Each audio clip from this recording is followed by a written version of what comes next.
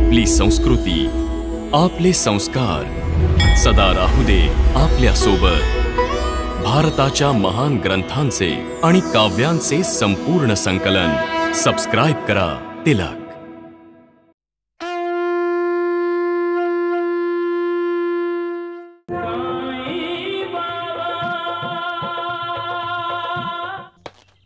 पार्वती,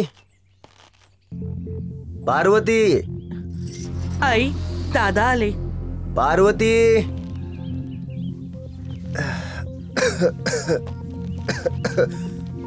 चल, आज मी शांत बसणार नाही।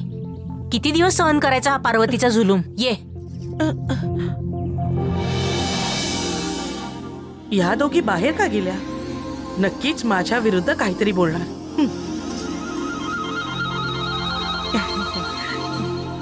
हे घ्या। कोंडाजी, मला तुझ्याशी काही बोलायचंय। नमस्कार करते आई। हे नमस्काराचे नाटक आपल्या नवऱ्यासमोर करू नको सुनबाई। त्याच्या माघारी साध्या साध्या गोष्टींवरून आम्हाला जे ऐकवते ते सांग त्याला। ती का सांगेल? मी सांगते। दादा, तुमच्या समोर तरी खूप सती सावित्री, सुशील आणि आज्ञाधारक असण्याचं नाटक करते, पण तुम्ही गेल्यानंतर प्रत्येक गोष्टीत आमच्यावर हुकूम चालवते। दादा, पूर्ण दिवस आमच्याकडून घरातली कामं करून घेते आणि दादा मला जनावरांसारखं मारते सुद्धा। हे तुझे खोटे अश्रू गाळणं बंद कर सुभद्रा। मला सगळं समजतंय। शकुंतलेला बाहेर काढून तुझं मन भरलं नाही तर आता पार्वतीच्या मागे लागली आहेस। मग काय आम्ही खोटं बोलतोय का? खरं खोटं तुम्हीच जाणो। मी एक गोष्ट सांगू इच्छितो की मी पार्वतीच्या विरुद्ध काहीच ऐकून घेणार नाही।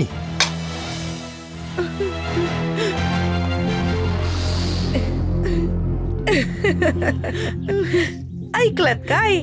आता तर तुम्हाला विश्वास बसला ना की तुमच्या मुलाला तुमच्या बोलण्यावर जराही भरोसा राहिला नाही। आता मी जे म्हणेन तेच होईल आणि तुम्ही दोघी तेच कराल जे मी करायला सांगेन। आता तुम्ही लवकर जा आणि आपल्या मुला आणि सुनेसाठी गरमागरम स्वयंपाक बनवा। जा सरक।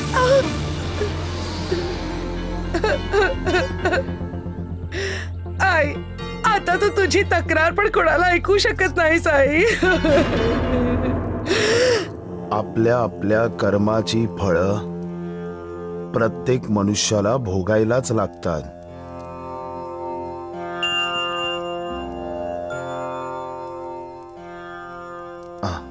श्यामा, श्यामा, श्यामा, श्यामा, श्यामा, इकडे ये। अरे लवकर इकडे ये। काय झालं साईबाबा? आपण आवाज का दिलात मला? कोणीतरी दुष्ट प्राणी माझ्या अंतरुणात आहे। अरे बघ बघ, तिकडे बघ। साप?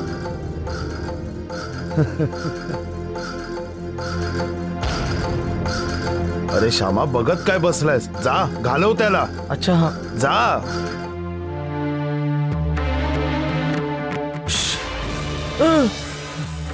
हा तर विषारी आहे। गेल्या जन्मी मनुष्य योनीत होता। तुझी वृत्ती दुसऱ्यांचे वाईट करण्याची होती, जी आत्ताही आहे। योनी बदलली। आता तरी डंख मारणे सोड। गेला।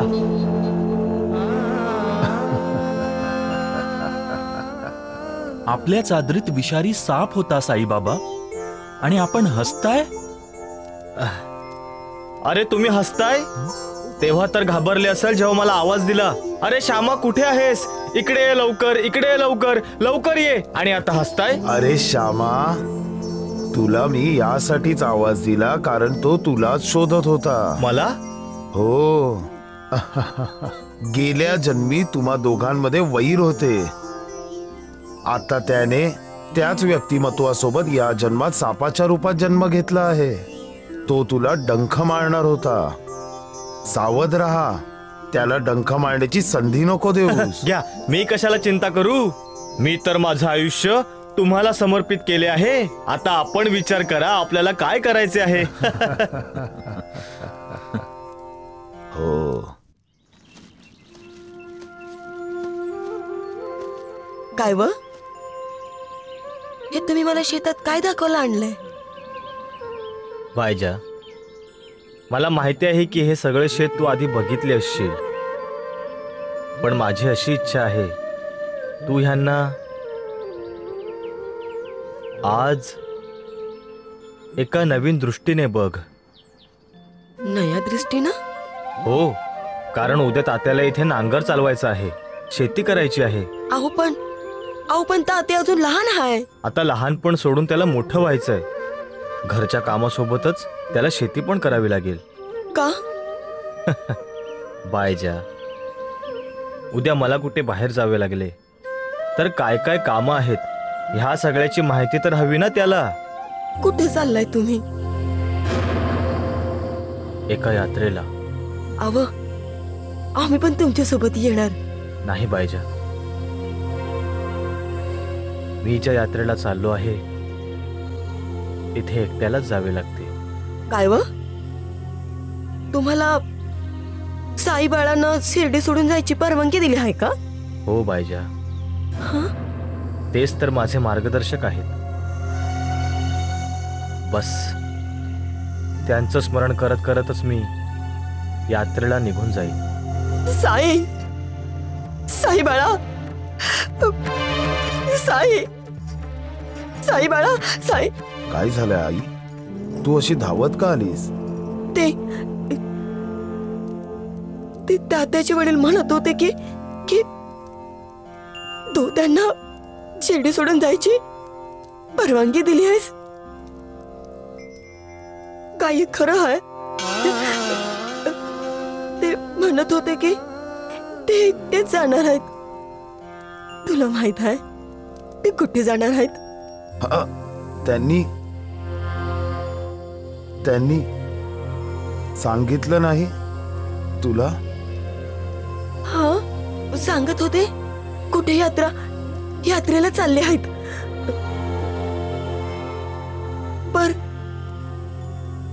पर कुठं?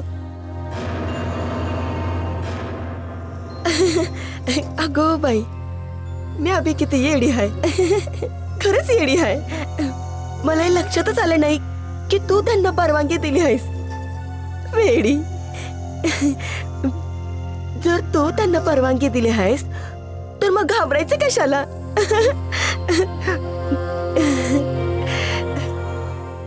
यात्रेलाच जायचंय.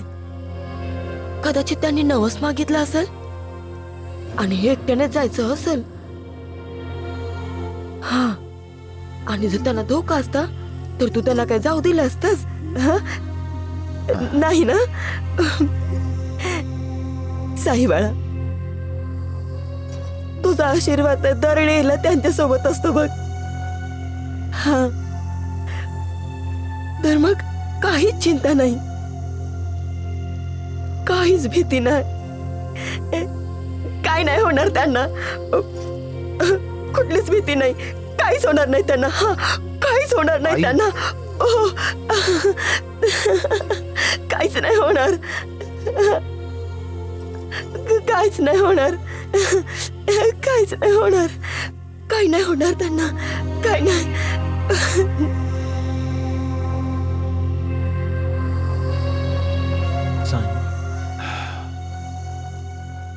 साई बाबा. महासापती, आज मी प्रथमच माझ्या स्वतःच्या आई समोर हतबल झालो होतो. ही नाजूक नातीच माणसाला कमजोर बनवतात.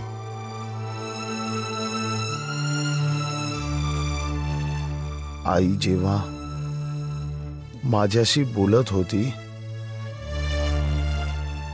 तेव्हा मी विचार करत होतो की कसे सांगू आईला की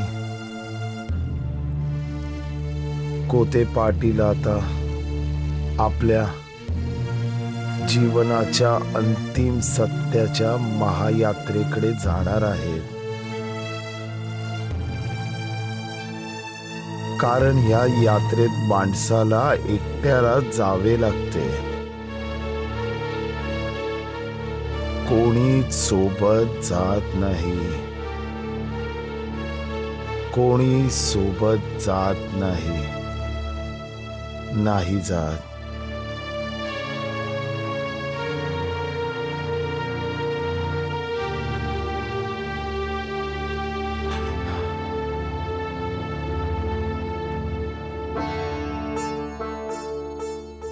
महाळसा पती,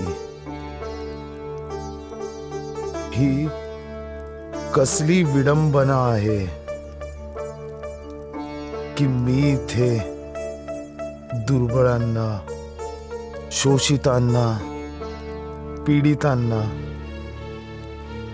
आणि गरिबांना करुणा द्यायला आलो आहे. पण मी माझ्या आईला करुणा नाही देऊ शकत. करुणा नाही देऊ शकत.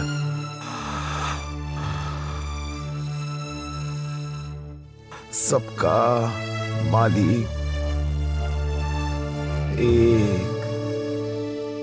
दासगणू, साईबाबांच्या शिर्डीचे वर्णन निष्ठेने श्रवण केल्याने भक्तांचे पाप नष्ट होते. हे मोक्ष प्राप्तीचे सगळ्यात सरळ साधन आहे. नानासाहेब, सत्ययुगात शम आणि दम, त्रेतायुगात त्याग, द्वारपायुगात पूजन आणि कलियुगात भगवान कीर्तनच मोक्षाचा मार्ग आहेत. त्यामुळेच मी हरिकीर्तन करीत असतो. साईबाबांचं कीर्तन कर दासगणू, साईबाबांचं. आपली जिव्हा तर शिर्डीच्या साईबाबांचे कौतुक करताना थकतच नाही. देवाचे कीर्तन करताना कुणाची जीभ थकते का दासगणू? साईबाबा अंतर्यामी आहेत. ते सगळंच जाणतात. ज्याप्रमाणे संत ज्ञानेश्वरांनी आळंदीचे आणि संत एकनाथांनी पैठणचे महत्व वाढवले, त्याचप्रमाणे साईबाबांनी शिर्डीचे महत्व वाढवले. साईबाबांमुळे शिर्डी हे पंढरपूर, जगन्नाथपुरी, द्वारिका, काशी, महाकालेश्वर आणि गोकर्ण महाबळेश्वर बनले आहे. नानासाहेब, क्षमा करा मला. माझे तीर्थक्षेत्र सद्गुरू श्री वामन शास्त्रीच्या चरणात आहेत. मी गोली आत्याला पण सांगितले आहे की मी शिर्डीला नाही जाणार. नाही जाणार. तू कितीही नकार दे दासगणू, शिर्डीला तर तुला यावंच लागेल. शिर्डीच तुझे तीर्थक्षेत्र आहे आणि तुझे पंढरपूर आहे. साईबाबांनी फक्त आपल्यालाच नाही, चल अचल, सजीव निर्जीव, पशु पक्षी सगळ्यांना वेड लावले आहे. आता साईबाबांशिवाय आपले जीवनच व्यर्थ आहे. त्यांचे दर्शन नाही झाले तर असे वाटते आपण काही पाप केले आहे. मी पण जेव्हा नाशिकहून चहाची पत्ती घेऊन येतो तर सगळ्यात आधी साईबाबांच्या चरणाशी ठेवतो. ते त्याला हात लावतात तेव्हाच मी माझ्या दुकानावर घेऊन जातो. माधवरावजी, मी ऐकलंय साईबाबांनी तुम्हाला सापापासून सावधान केले आहे. गंमत गंमत आहे. साईबाबा नेहमीच माझ्यासोबत गंमत करत असतात. पण हे तर आपणही जाणून आहात माधवरावजी की साईबाबा कधीच असत्य वाचन बोलत नाहीत. त्यांच्या मुखातून निघालेला प्रत्येक शब्द सत्य असतो. आणि त्यांनी गंमत जरी केली असेल तरी तुम्हाला सांभाळून राहिलं पाहिजे. आपण तर शिर्डीला पोहोचणारच आहोत सगुण. आता सापाला संधी कुठे मिळणार आहे? साईबाबा, साईबाबा, साईबाबा. माधवरावजी, साईबाबा, माधवरावजी शुद्धीवर या. साईबाबा, शुद्धीवर या माधवरावजी. साईबाबा, आता तर तुम्हीच माधवरावांना वाचवू शकता. चला. वैद्यजी, वैद्यजी, हा सगुण नायक माधवरावांना घेऊन कुठे चालला आहे? काय माहित काय झालंय ह्यांना. आई, काय झालं ग माधवरावांना? आई, त्या गुरुजीनं सापाने दंश केलाय. काय? सापाने चावलंय? अरे बापरे. बहुतेक त्यांना माहित नाही, वैद्य तर इथेच आहेत. अरे राम राम राम. अरे कुठे घेऊन चालला आहात सगुण? अरे त्यांना लवकर झाडाखाली बसवा. आधी मी विष पसरवण्यापासून थांबवतो. पण वैद्यजी, त्यांची परिस्थिती बघा, विष तर पसरले आहे. माझी जशी पण परिस्थिती आहे सगुण. सगुण, मला लवकर द्वारका माईला घेऊन चल. आता जे काही करतील साईबाबाच करतील. कोणी कितीही दुःखी किंवा पीडित असे ना का, जसा तो द्वारकामाईच्या पायऱ्यांवर चरण ठेवतो, त्याचे दुःख, त्याची पीडा दूर होऊन जाते. अरे ऐका, कुठे चालला? अरे थांबा थांबा थांबा, अहो थांबा. वैद्यजी, माधवराव देशपांडे तर गेला साईबाबांकडे. जर असंच चालू राहिलं ना तर तुमचे दुकान बंद होऊन जाईल. अरे चुप्प बसा मूर्खांनो. बघतोच कोण माझे दुकान बंद करतोय ते. कुठे चालला आहात? अरे द्वारका माईला. का? अरे त्या माधवरावांवर त्या ढोंगी साईबाबांचा परिणाम नाही झाला तर इलाज करणार कोण? आपण. काय? तुम्ही. वैद्य कुलकर्णी. सत्यानाश हो त्या ढोंग्याचा. साईबाबा, साईबाबा. काय झाले? असे का पकडले आहे माधवरावांना? यांना साप चावला आहे महासापती. साईबाबा, साईबाबा, मला वाचवा. सापाने मला. माझी रक्षा करा साईबाबा, माझी रक्षा करा. जा, चालते वा. साईनाथ, हे आपण काय बोलताय? जा, चल, चालता हो, चालता हो इथून. वैद्यजी, साईबाबा तुम्हाला जायला सांगताहेत, ते पण रागावून. अरे मूर्खा, तुला दिसत नाही का? तो हो माधवरावांना सांगतोय. कृतज्ञ.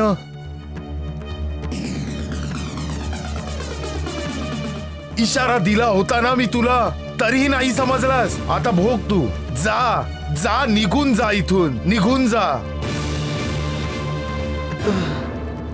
साईबाबा, का तुम्ही अशा प्रकारे माधवरावांना जायला सांगताय? तुम्ही तर नेहमी सांगता ना साईबाबा की जो पण द्वारका माईच्या दारी येतो त्याची सगळी दुःख दूर होतात. तर मग माधवरावांना. हट हट हट, खाली उतर, उतर, तू खाली उतर. साईबाबा, गुरुजी तर तुमचे भक्त आहेत आणि तुम्हीच तर म्हणाला होतात की तुमचा आणि गुरुजींचा मागच्या जन्मीचा संबंध आहे. मग तुम्ही माधवरावांवर एवढे चिडले का आहात? असे का करताय तुम्ही साईबाबा? बाजूला हो, बाजूला हो इथून. मना केले होते ना तुला, तरीही तू आलास. आता वाचू नाही शकत तू. मी म्हणतोय चालता हो, चालता हो इथून. नाही जाणार आहेस, नाही जाणार आहेस. हे घे, बाजूला हो, उतर खाली, खाली उतर. पळ इथून, पळ, पळ इथून. उतर. साईबाबा कधी इतक्या रागात दिसत खाली उतर. मी म्हणतोय खाली उतर. मी आपल्या मी म्हणतोय खाली उतर. डोकं ठेवायला आलो आहे साईबाबा, डोकं ठेवायला आलो आहे. खाली उतर. मी म्हणतोय खाली उतर. नाही, वर नको चढू तू. खाली उतर, खाली उतर. खाली जा, निघून जा, निघून जा इथून. खबरदार जर वर चढलास. खाली उतर. खाली उतर, मी म्हणतोय खाली उतर. उतर खाली, खाली उतर. हे औषध घ्या, लगेच पिऊन घ्या. विष पसरण्यापासून थांबेल माधवराव, माझे ऐका. खाली खाली. अहो माधवराव, नको आहे मला औषध. मला साईबाबांची कृपा हवी आहे.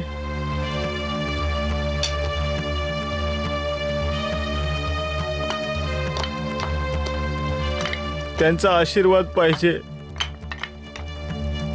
साईबाबांना मला वाचवावे लागेल. मला वाचवा, नाहीतर मी इथेच जीवन त्याग करेन. तुम्हीच तोंड फिरवले साईनाथ, तर मी कुणाला शरण जाऊ?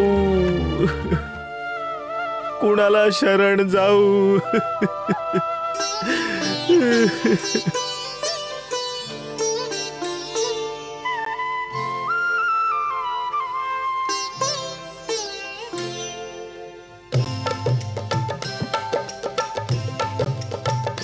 ओम जय साईनाथ, जय साईनाथ, आदि न अंत तुम्हारा, तुम्हें श्रद्धा नमन हमारा.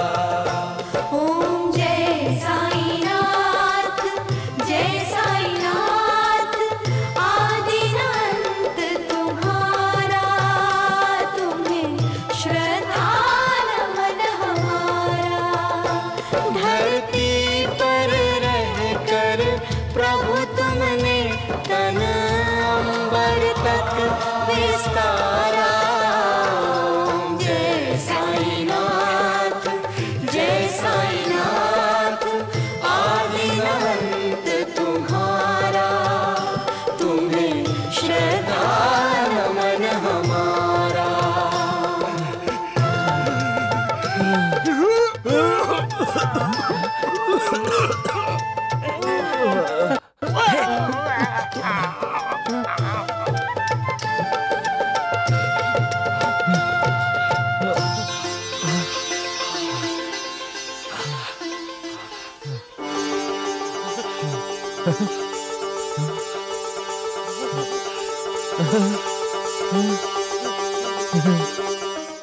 श्यामा,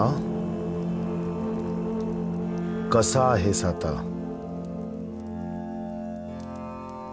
ठीक आहेस ना?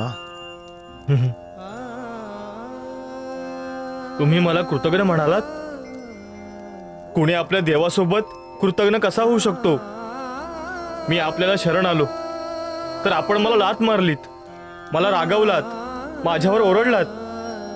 तिकडे जा, वर नको येऊ, निघून जा. अरे मला सगळ्यांसमोर किती लाजिरवाणे वाटले माहितीये तुम्हाला?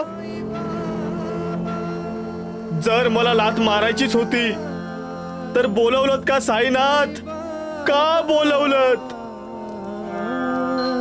तुम्ही माझे गुरु आहात आणि तुम्हीच मला लाथाडलत, सगळ्यांसमोर माझा उपहास केलात.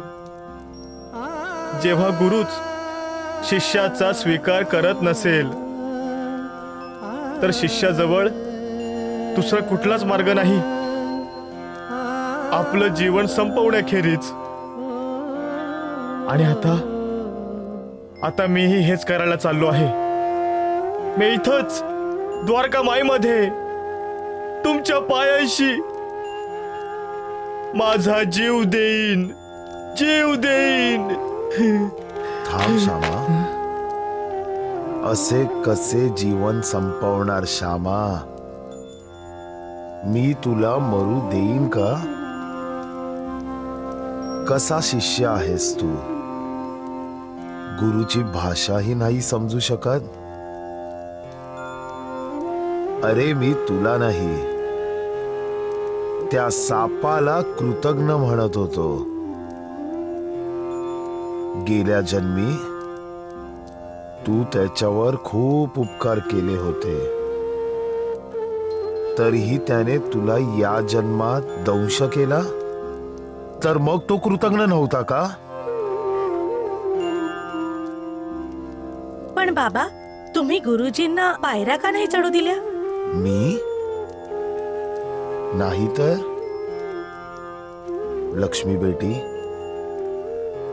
तुझे गुरुजी तर माझ्यासाठी श्यामा आहेत. श्यामा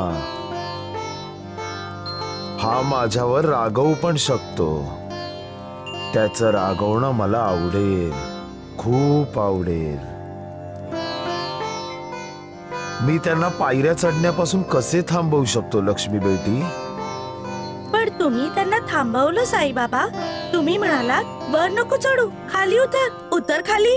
अच्छा अच्छा अच्छा, ते तर मी सापाचे विष उतरवण्यासाठी म्हणालो होतो. खाली उतर, अजून खाली उतर, उतर, अजून खाली उतर. श्यामा, मी तुझा अपमान नव्हतो करत. ते तर मी सापाचे विष उतरवण्यासाठी क्रोध रूपी विषाचा प्रहार करत होतो. कारण काट्यानेच काटा निघतो. विषच विषाला मारते.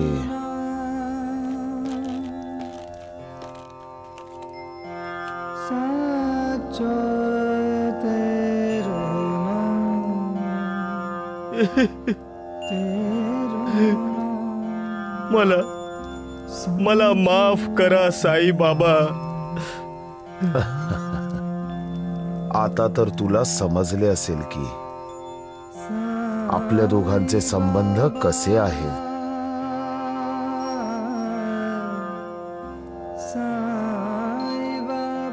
श्यामा,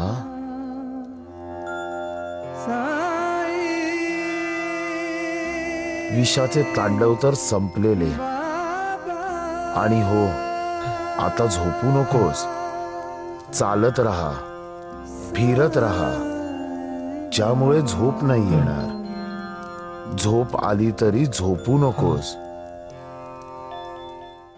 माझ्यावर विश्वास ठेव आणि आपल्या सगळ्या चिंता विसरून जा. जशी आज्ञा साई बाबा, जशी आज्ञा.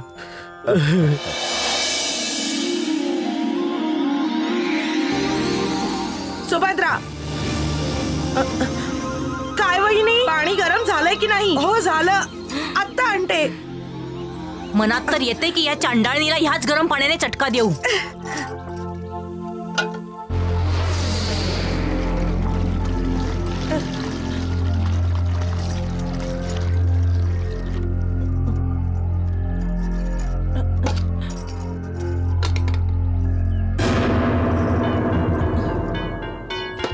हे घ्या वहिनी, हे गरम पाणी आहे. हो वहिनी, आत्ताच तर चुलीवरून उतरवलं आहे. जरा बघ तर किती गरम आहे.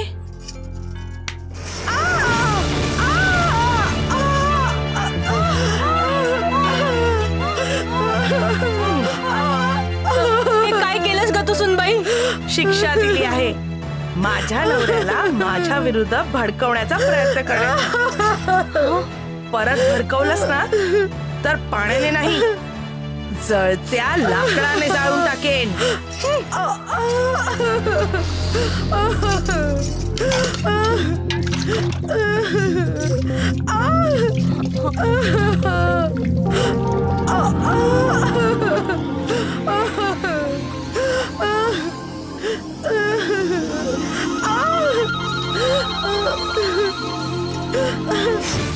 जरा बघू तरी.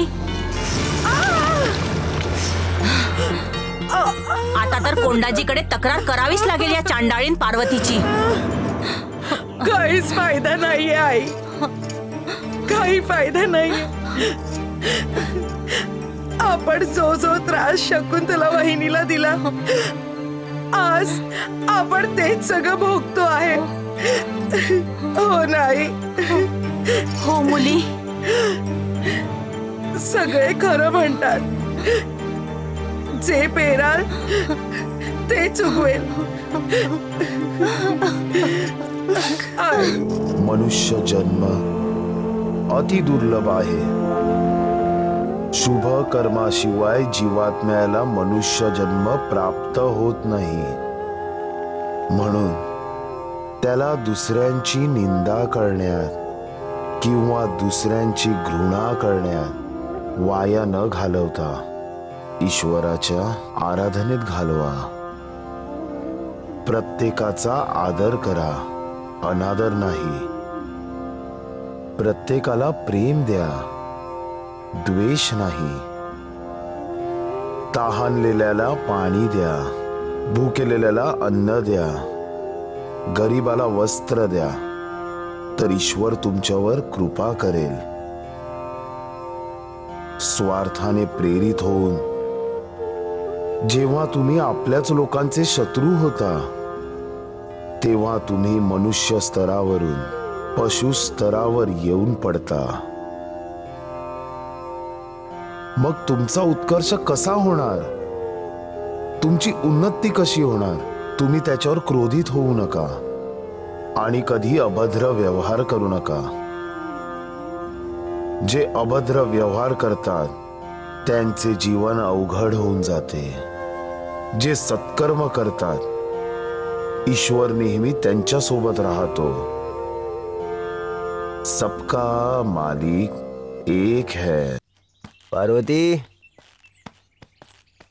पार्वती,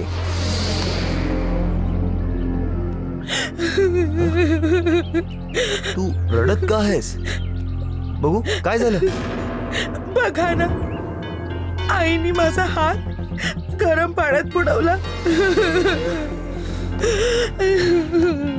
आई. अरे बरं झालं कोंडाजी, बेटा तू लवकर आलास. बघ बघ तुझ्या लाडक्या बायकोची करामत. कशा प्रकारे सुभद्रेचा हात तिने पोळला गरम पाण्याने. खूप झालं. स्वतःची केलेली कर्म लपवण्यासाठी पार्वतीवर खोटा आरोप करतेस. कोंडाजी, आधी सुद्धा शकुंतला सोबत तुम्ही हेच केलं होतं आणि आज पुन्हा हे खोटं आहे दादा. तुम्ही दोघी खोटं बोलताय. एक गोष्ट लक्षात ठेवाई, आता जर पार्वतीला तुम्ही जराही त्रास दिलात तर मी या घराचे 2 हिस्से करून टाकेन. एकामध्ये तू आणि सुभद्र राहशील आणि दुसऱ्यात मी आणि पार्वती. आणि त्यानंतर आपलं नातं समाप्त.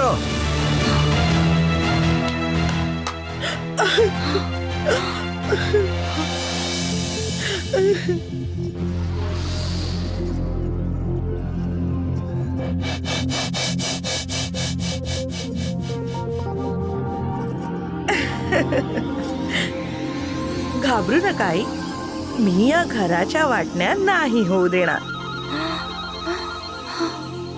त्याच्या आधीच मी तुम्हाला दोघींना या घराच्या बाहेर काढेन.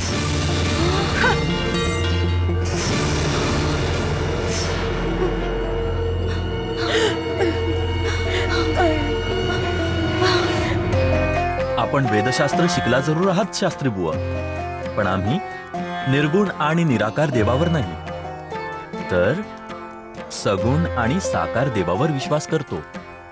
हेच तर तुमची चूक आहे. परमेश्वर निराकार आहे आणि तुम्हाला निर्गुण निराकाराचीच उपासना केली पाहिजे.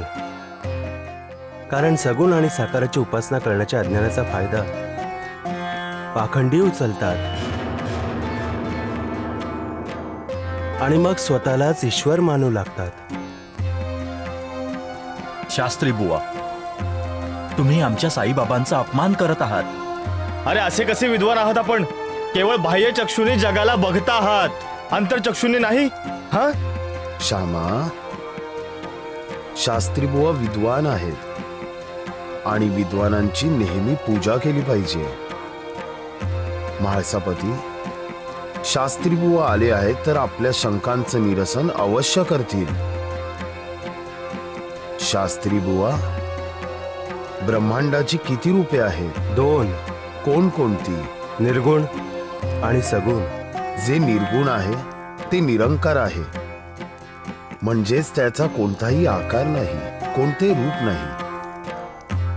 आणि जे निर्गुण आहे साकार आहे, अर्थात ज्याचा आकार आहे, ज्याचे रूप आहे.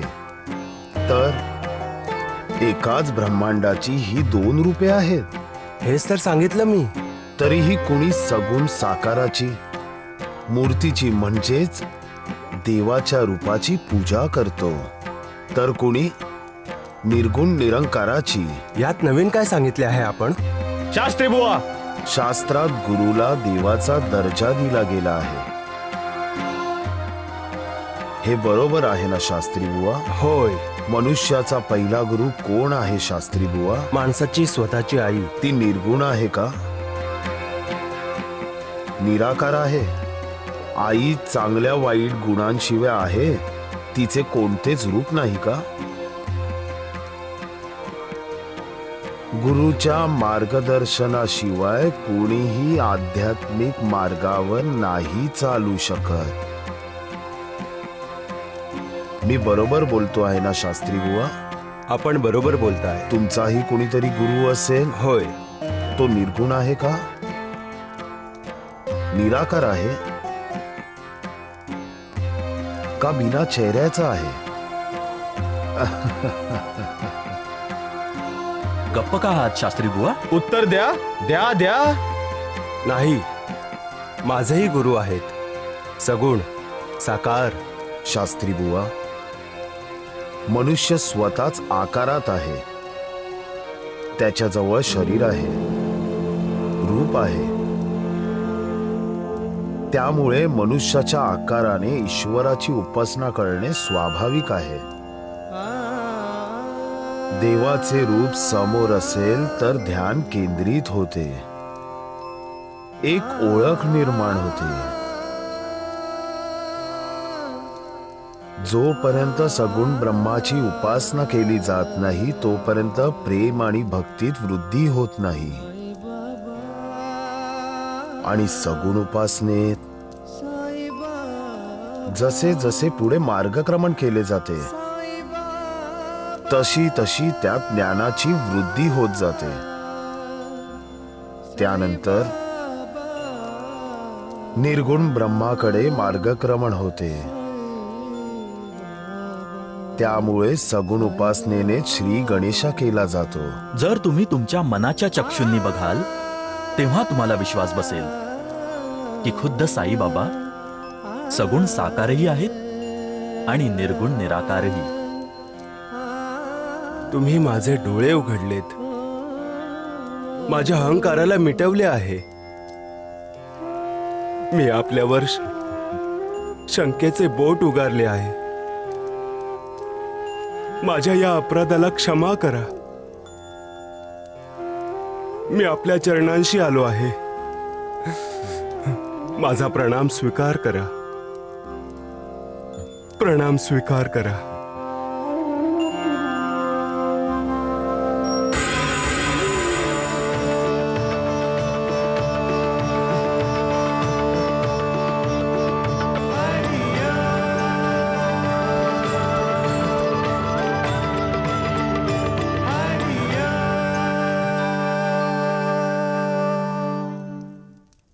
हे सद्गुरु साईनाथ, आपण वैराग्याची प्रत्यक्ष मूर्ती आहात. आपण असंख्य शरणागत भक्तांचे आश्रयदाता आहात, उद्धारक आहात. आपण ईश्वराचा अवतार आहात. आपण शरीरधारी असूनही निर्गुण निराकार आहात. आपण साक्षात सत्यता आणि आनंद आहात. अनंत कोटी ब्रह्मांड नायक राजाधिराज योगीराज परब्रह्म श्री सद्गुरु साईनाथ महाराजांचा, साईनाथ महाराजांचा, साईनाथ महाराजांचा विजय. साईबाबांसारख्या ईश्वरी अवताराला आतापर्यंत तुम्ही ओळखलं नसेल तर डोळे असूनही तुम्ही अंध आहात आणि कान असूनही तुम्ही बहिरे आहात. साईबाबा तर भगवान आहेत, सगुण साकारही आहेत आणि निर्गुण निराकारही. नानासाहेब, तुम्ही मला शिर्डीला घेऊन जाल?